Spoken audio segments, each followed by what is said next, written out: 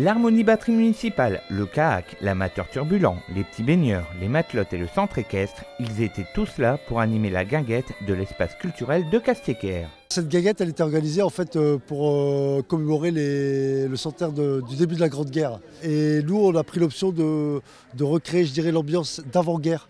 Parce que si on regarde chronologiquement la chose, la guerre a été déclarée le 3 août 1914. Aujourd'hui, on est le 19 mai. Et là, on est en train de vivre l'ère de la belle époque.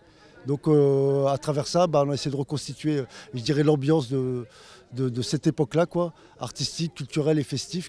Et je pense qu'à ce moment-là où ils le vivaient, ils n'étaient pas encore conscients qu'ils vivaient la belle époque. La guerre est arrivée après. Et nous, on veut vivre les meilleurs moments.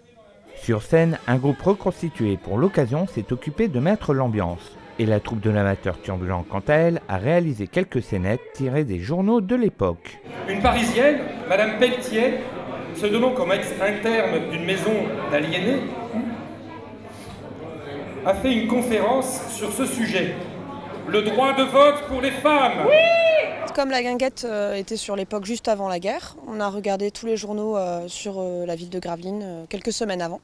Donc, sachant qu'il y a plusieurs publications qui existent, le journal de Gravelines qui est tenu par Urbain Valentin, le maire de l'époque. Et à côté de ça, on a le journal des Forts qui est tenu par le groupe de l'opposition. Donc on a fait des recherches, on a essayé de trouver quand même des petites anecdotes pour que ça parle un peu plus au public présent aujourd'hui. Moi, je suis plutôt allée chercher sur plus Lille et la région.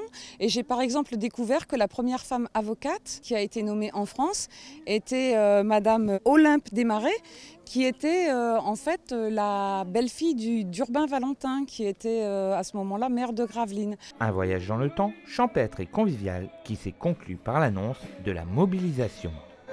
Avis à la population! Ordre de mobilisation générale! Par décret du président de la République, la mobilisation des armées de terre et de mer est ordonnée.